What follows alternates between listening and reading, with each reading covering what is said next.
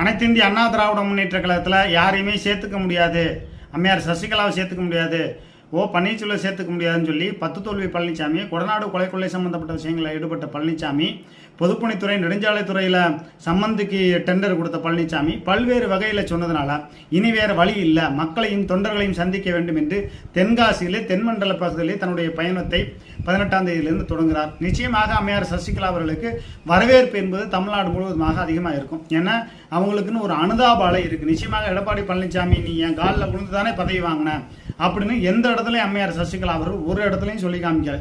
இன்னைக்கு உறவினர்கள் மத்தியில் ஏதாவது சண்டைனா சிறிதுனா ஒன்றா கோயில் குளம் அப்படி அப்படின்னு சொல்லி காமிச்சுக்கிறா முறப்பாடுக்கு போகிறாங்க. ஆனால் அம்மையார் சசிகலா அவர்கள் இவ்வளோ பெரிய ஒரு பதவியை, முதலமைச்சர் பதவியை கொடுத்துட்டு போன அம்மையார் சசிகலா அவருக்கு எடப்பாடி பழனிசாமி செஞ்ச துரோகத்துக்கு எடப்பாடி பழனிசாமின்னு பெயரை கூட சொல்லலைன்னா நன்றி கட்டத்தனமாக பழனிசாமி இருந்ததால் பழனிசாமி என்ற பெயரை கூட அம்மையார் சசிகலா அவர்கள் சொல்ல விரும்பவில்லை.